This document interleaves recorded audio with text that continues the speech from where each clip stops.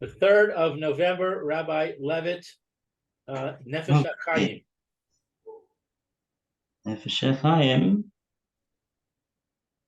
Okay, so now we're up to Nefesh Hahaim, Shar Aleph, and now he's going to go to the we're in Parak chapter 8, and we are in the last paragraph, which is going to explain the Kruvim. Yeah, I think Alan has to be told that we're starting. Alan's here. I know he's here, but he hasn't. I think he's just here because he. Oh, he's on mute because he thinks we haven't started yet? Yes, I think.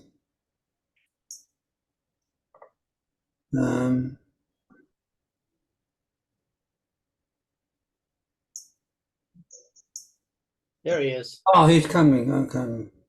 All right. Good morning, Alan. Morning. Bring the screen forward a little bit, Alan. Okay. All right. Now, so let's just review the question that the Reb Chaim is attempting to answer over here. So we appreciate what he's saying. The question is that according to there was 2 Manda Omrim in the Gemara in Baba Basra about the positioning of the Kruvim.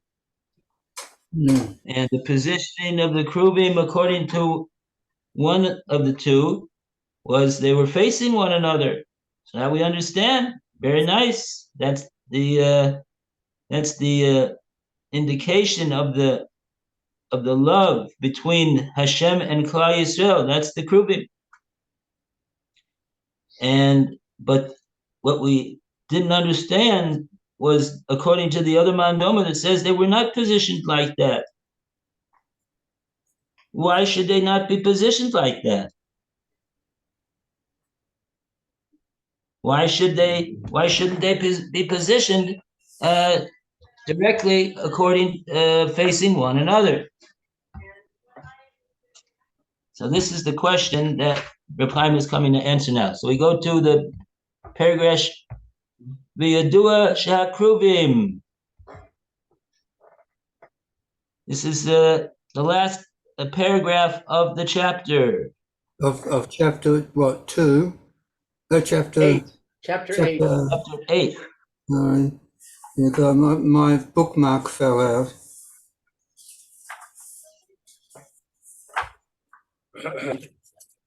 Okay. You see everybody. Good morning, Alan. Yeah, we hear you. We hear you and see you, Alan. Very good. Okay. Hope this is going to be, I don't remember what he answers over here. I hope it's going to be inspiring. We need inspiration. Okay. Absolutely. So, Lou, you want to read V'yadua shehakruvim? V'yadua shehakruvim ha'echad remes alav yisbarach shemo v'hasheni al Yisrael sigulaso. So let's see. It is known with the Kruvim,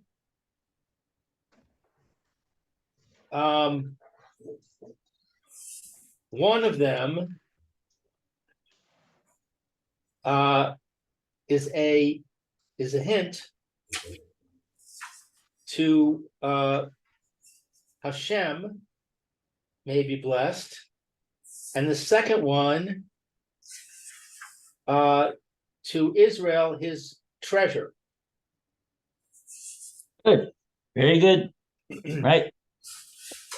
Uchefi shiur iskar vutsam ude vekusam shel Yisrael elav yisbarach shemo o lehafech cham v'shalom chas v'shalom haya nikar hakol be'inyan amidas hakiruvim derech nes vafele.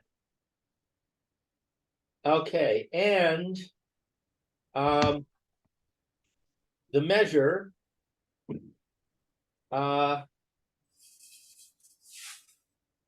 Kefi Hashir, according to the measure, according to the measure of the attachment and the closeness of Israel to him, to Hashem, may be blessed, or the converse, Chas v'sholom, heaven forbid, was evident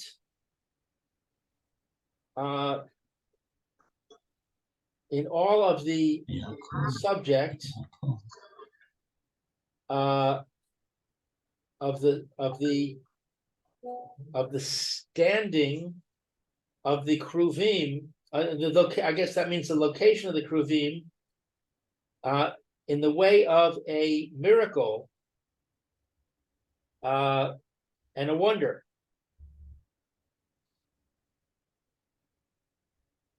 yeah, it's like they had life to them, and they moved corresponding to the level of kirva and dvekas that the Klal Yisrael showed towards Hashem.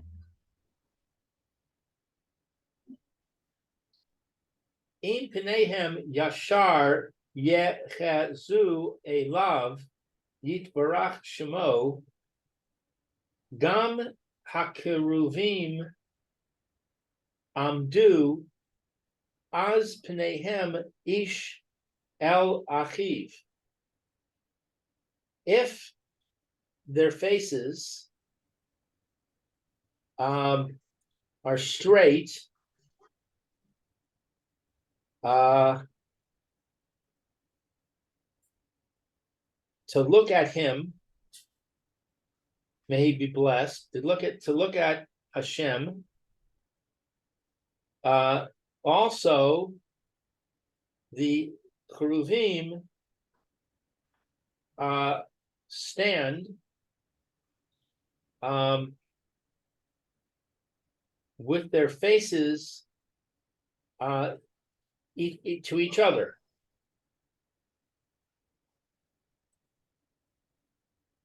O im hafku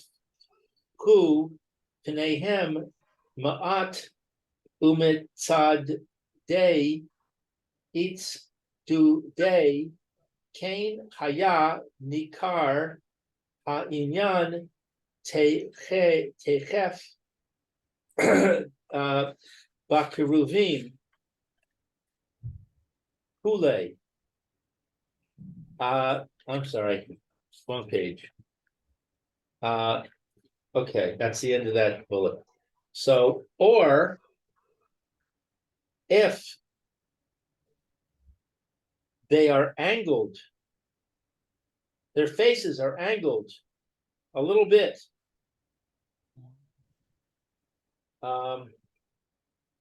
Umitzadidei eats do day. It's immediately evident.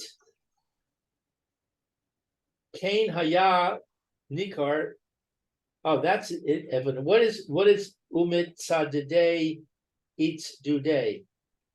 That's from the that's the direct that expression is the expression in the Gemara, that they were positioned on the side, in other words, half facing Hashem and half facing the Heichal. So it's half and half. not directly facing Hashem. Right. So then it becomes immediately evident from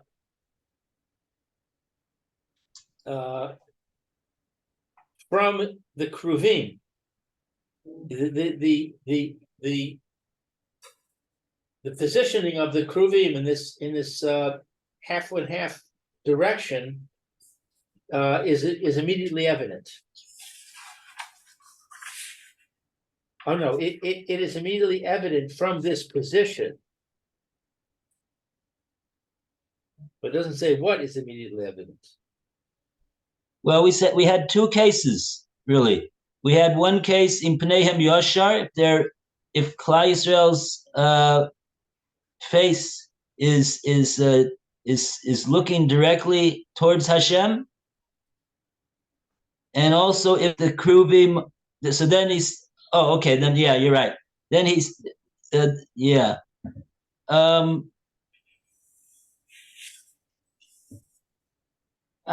think it's based upon the understanding of the matter. It would seem that just that whatever position Klal Yisrael was in, the two positions that he mentioned so far, if they're turning directly towards Hashem, or even if they're turning partially towards Hashem and partially away from Hashem, in both of those cases, Ken haya nikar ha'inyan takef b'kruvim. The matter was immediately recognizable in the positioning of the kruvim. So the words Ken haya nikar ha'inyan takef b'kruvim would be going back on both cases, whether they're facing directly or they're facing partially.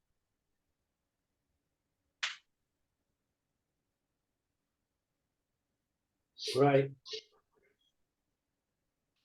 Okay. So weiter. O im chas v'sholom yif no hif no oref gam hakruvim kerega hif nu v'hafhu pneihem ish me'al achiv l'gamrei chas v'sholom. Or if, heaven forbid, they would turn their back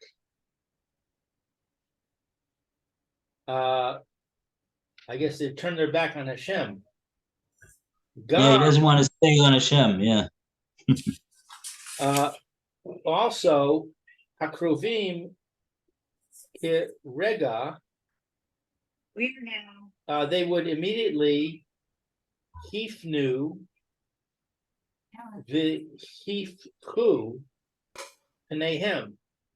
They would immediately turn to face away ish me'al achiv, from each other, the gamre, completely, chas v'shalom. Right, as opposed to partially turning away. Right.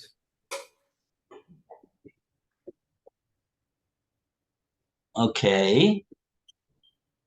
So the position of the kruvim indicated the relationship between the Jewish people and Hashem. Right. Right. And the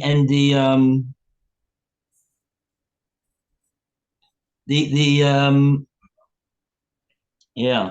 Okay. Correct.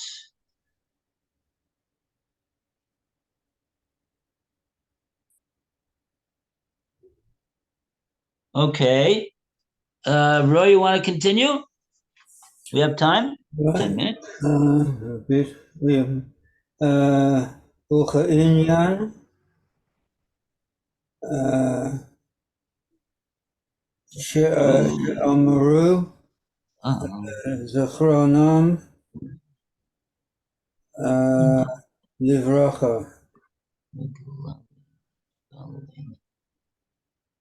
As per Chazal, is that right? They would roll back the curtain of the Holy Holies. No, Yom what's this? Nun Daled. Aleph. Daf Nun Dalid Amid Aleph. Oh. Sheayu Megalolin Haparachet Le'alev Regalim Umara'in Lahen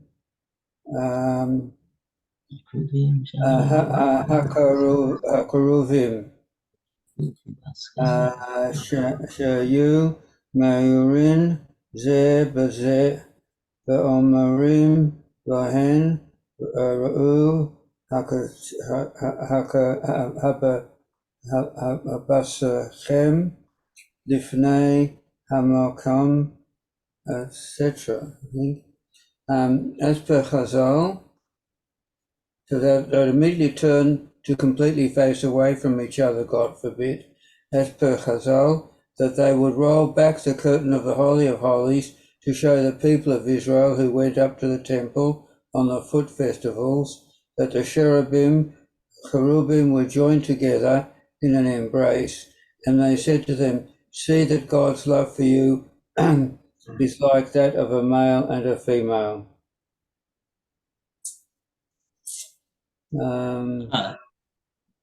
Okay. I'm a little confused by this. I thought nobody could go into where the Holy of Holies is located. Yeah, it's a bit of a yeah.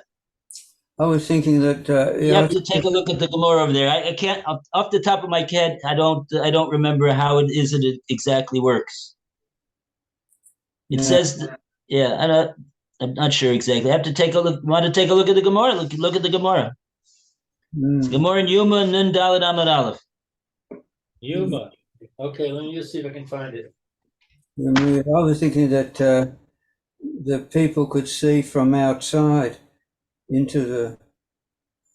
Yeah, they're not going into the Kodesh HaKadoshim. No, they're not. From the outside they could see. Yeah, we're just wondering exactly how exactly where were they and so that they'd be able to see, because Yomim Chaf 20. Nun Daled. 54. 54. I don't think I've got it.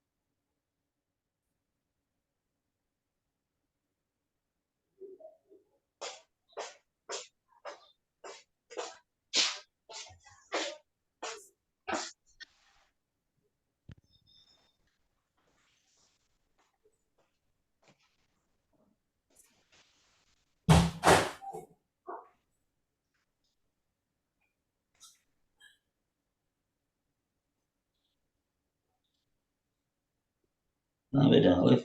Picture Vigurus Ari. Kate said, "Hayu niknosin l'sham." How could the Jewish people go in there? Areizu bia l'kodesh hakadoshim shelo l'tzorech avoda. This would constitute an entry into the Holy of Holies, which would not be for the sake of avoda. Ve'ovrim bezeh b'lav shel v'al yavo b'kol eis el hakodesh. The pasuk in the Torah. I'm sorry, where are we, please? We are in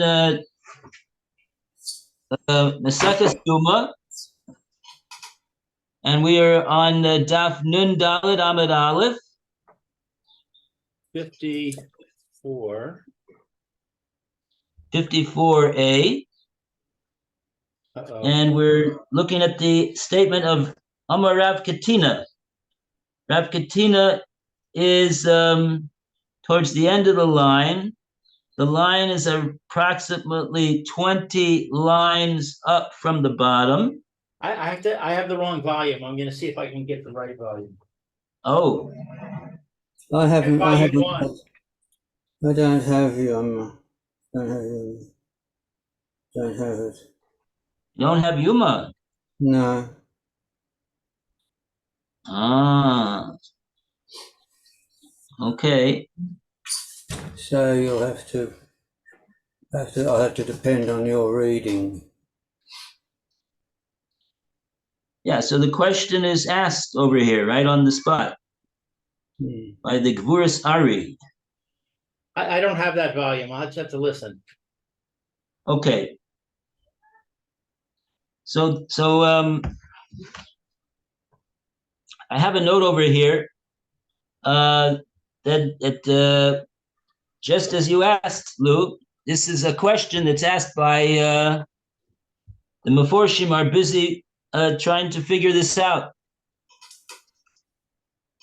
And I have a note here from the Sefer Gevuras Ari. It's one of the Achronim. And he asked the question. Kate said, "Hayu niknosim l'sham." How were the Jewish people able to go in there? Hare zubia l'kodesh hakadoshim shelo l'tzarich avoda. This would constitute a entry into the Holy of Holies in the Beis Hamikdash, which was not for the purpose of doing the avoda. Va'ovrim bazeh b'lab shel v'al yavo b'chol eis el hakodesh. They would be in violation of a Torah violation. The pasuk says one cannot go into the Kodesh anytime that he wants.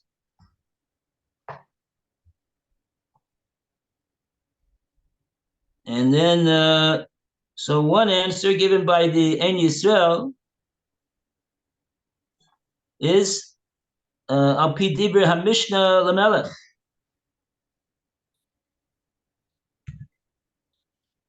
Shekol hanichnas lehechol o lekodesh hakdoshim letzorech havoda uleachar shekolsa avodasoi nishar sham af kol hayom kuloi eno over mishum v'yal yavo b'chol eis el hakodesh sharei letzorech nichnas. Okay, here's a real technical answer for you. There's a din. We're learning dinim in the Beis Hamikdash today. Whoever enters into the Heichal or into the Kodesh HaKadoshim, and it is for the needs of the avoda of the Beis Hamikdash. After he goes in and he's doing the avoda. And after he's finished the avoda, now does he have to run out right away because he's not there l'tzarech avoda? No. After he concludes his avoda, nisha sham af kol hayom kulo. If he wants, he could remain there in that place, the Beis Hamikdash, the whole day, and he's not in violation of this pasuk that says, "Don't enter into the Kodesh, not for the at any time that you want," because he got in there. He was admitted with permission. He came in with permission. Once you're there inside with permission, you're good to go. You're good to stay. But I thought only the Kohen Gadol. It's not the whole people. Not a lot of people at all. Only one person. One second. We didn't finish the answer yet. Al Pizeh, according to that, that's a halacha. We didn't answer anything. We just gave a halacha. Now, according to this halacha, Lo kasher ketzad niknasu hakohanim lekodesh hakedoshim. It wouldn't be difficult to understand why the Kohanim would be able to enter into the Kodesh HaKadoshim. Kevan shahayu niknasim laheichol la'avodas hamenorah o aktoris. Would not be difficult to understand why the Kohanim would be able to enter into the Kodesh HaKadoshim, which is the inner chamber, since they had permission to enter into the Heichal, which is not the inner sanctum of the building, in order to perform the avoda of the menorah, or perhaps the ketoras, which is located in the Heichal.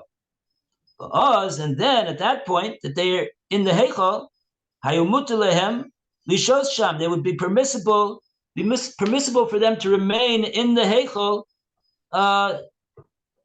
as long as they want, the whole day. V'af legalos es haparochas bifnei olei regolim, and like that they would be able to roll back the parochas, which separates between the Heichal and the Kodesh HaKadoshim. And now that the parochas in the Kodesh HaKadoshim has been rolled back, so now the Ole Regolim will be able to look from where they're standing into the Kodesh HaKadoshim and see that the Kruvim are in an embrace. So we're not saying that all the Jewish people were in the Kodesh HaKadoshim. We're saying that what we're explaining is how it was that the Kohanim would be able to roll back the parochas of the Kodesh HaKadoshim. They don't have any permission to enter into there anytime they want. Kohen Gadol on Yom Kippur. So we're answering that no. Once the Kohanim were able to come into the Heichal, the middle chamber of the building in the Beis Hamikdash, so they're entering into the Azara, into the courtyard where the Mizbeach is, where the outer Mizbeach, the bronze altar is, and then they're entering into the building, and going into the middle chamber of that building, which is the Heichal, which is where they have permission to go, because there's an avoda of doing the ketoras every day, and the menorah every day. Both of those are avodas that are done every day. So once they're over there in the Heichal, they don't have to leave. They can walk up to the entry of the Kodesh HaKadoshim and roll away the parochas, and now the Klal Yisrael will be able to see into the Kodesh HaKadoshim. But how is Klal Yisrael able to see in? How did they get inside?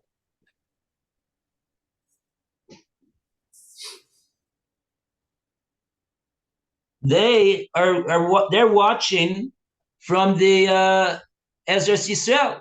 They're able to see from the Ezras Yisrael. They would roll back the curtain of the Holy of Holies to show the people of Israel who went up to the temple on the foot festivals that the cherubim would join together. Klal Yisrael is standing in the Ezras Yisrael, which from that vantage point they could see into the courtyard, and if they a some binoculars, I guess, they'll be able to look into the Kodesh HaKadoshim and see the Kruvim. How you want to know how many feet it is from the Kodesh HaKadoshim into where the Jewish people are standing in the Ezras Yisrael. They're standing, in other words, they're standing in the courtyard of Israel, Ezras Yisrael. That's where they're standing. And they're looking through the entrance to the Heichal. They're looking, right. They're looking, right. And They're going to have to open up. They'll open up the doors. They'll open up the doors of the ulam as well. They'll have to open up those doors too. And also, isn't there a partition that blocks the entry to the Heichal? There's the partition. The parochus is the partition between the Holy of Holies and the Heichal. Right, and between the Heichal and the courtyard of Israel, isn't there also a partition over there? Well, it's a building. It's a closed building, so they have to open up the doors there. They'll have to open up the doors. There's no. I thought there was some kind of a partition there. I guess not. A partition between. Well, there was 3 compartments over there. I don't have a. Oh, here we go. Here we go. Here, you got a picture right here. I don't know if you could see it. Mm-hmm. Yeah. Yeah, I can see it. So here's the Kodesh Kodshim right here. Right. And here's the in other words, this is all a building that has a roof over it. Right. A little higher, please. Okay. Right. Yeah. And that's the altar there that you're pointing to now? No, this is all inside the building. This is the altar right here. This is in the courtyard. Okay. This is an open area. So what's the thing that's in the middle of the building? So basically, here's the Ezras Yisrael. Here's the Ezras Yisrael. Right. So they are going to be looking. They're going to be looking from here, where my finger is pointing. Right. And they're going to be looking all the way into what's going on over here. Now you just moved your finger across a bunch of lines. Aren't those partitions?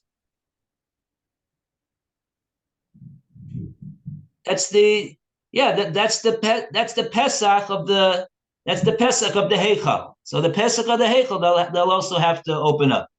Okay, that's what I was asking. In other words, you've got it's really comprised of 3 different. This building is comprised of 3 different main chambers. The Kodesh HaKadoshim, which has the Kodesh HaKadoshim, which has the Aron there. That's Right. where the Kruvim are. The Kruvim are on top of the Aron, or actually, we said they're actually standing on the floor. In the Beis Hamikdash of Shlomo, they were standing on the floor. Right. That's what we said. That was a miracle. And here is the parochus.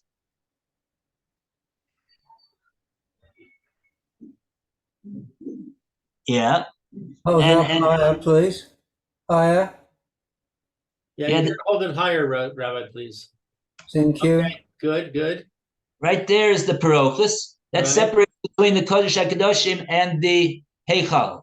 Right. In the Heichal, you've got 3 main kelim. You've got the Mizbeach and the Ketoris.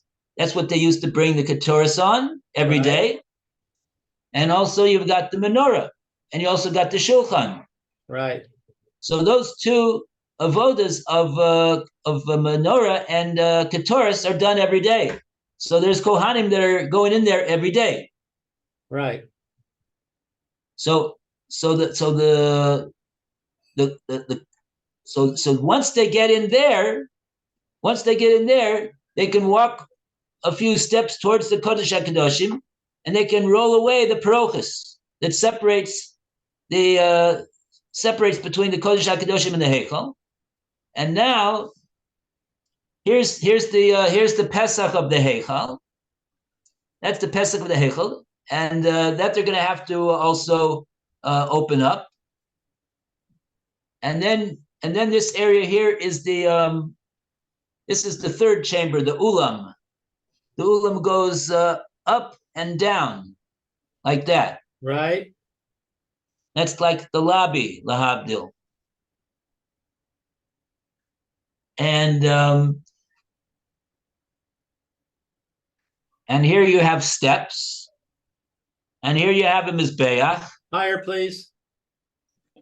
Here you have the mizbeach. Now, the real question, I think, would be, the real question is, we know the mizbeach was 10 amos high. It's 20 feet in the air. So, according to this picture, it would seem to be a huge obstruction that would obstruct where's the Jewish people standing? They're standing. We don't allow them to come into the.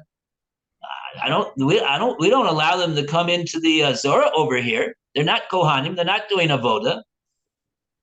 They've got to be standing in the Ezras Yisrael. And the Ezras Yisrael is over here. So my question would be, wouldn't the there's no way to there's no way to move the mizbeach and the choshet over here. There's no way to move this huge mizbeach. It would seem that it would be blocking the view into the Kodesh HaKadoshim if you're standing in the Ezras Yisrael. I guess. Well, because if you stand over here, you're not going to be able to see properly. It seems like you got to stand right over here, and over there, the mizbeach is blocking. But maybe they filed past. Anyway, what? Maybe they filed past. They walk past. Not allowed in there. No, just past the door on the outside of it. No, but the problem is that they're outside of where the mizbeach is. The mizbeach is this huge thing that's blocking them. Yep. They can't go around the mizbeach because they're not allowed into the room that the mizbeach is located in. Anyway, our time is up, Rabbi. Okay. Everybody. Have a good Shabbos. A good Shabbos. Good See you Shabbos, in 2 weeks. everyone. Okay, And we'll see you later. you'll be on your way Yom Rishon, Lou, on Sunday. Hashem, yeah. I'll see you in 2 Okay. weeks. Take care. 2 weeks. Wow. Nasiya Tova. See you. Bye. See you later, right? Enjoy your trip. Thank you very much. All right. Okay. Goodbye, Alan. Good Shabbos. A good Shabbos. Good job. So Shabbos, see you- Lou. see you